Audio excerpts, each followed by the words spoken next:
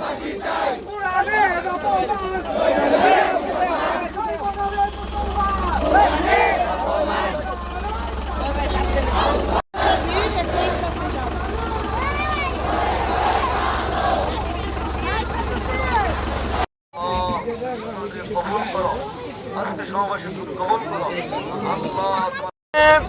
আমাদের ৮ নং ওয়ার্ডের এক কুলাঙ্গার সন্তান কোরআনকে অপমান করেছে, এটা আমরা কেউ মেনে নিতে পারবো না। সর্বোচ্চ ফাঁসির ব্যবস্থার জন্য হয়। আল কোরআনকে অপমান করা মানে ইসলামকে অপমান করা। নিয়ে বড়রা যা সিদ্ধান্ত দিবে তাদের সাথে সমন্বয় রেখে আমরা ইনশাআল্লাহ মিছিল মিটিং সমাবেশ বা থানায় যাওয়ার লাগে যেখানে যাওয়ার লাগে যাবো না ইনশাআল্লাহ।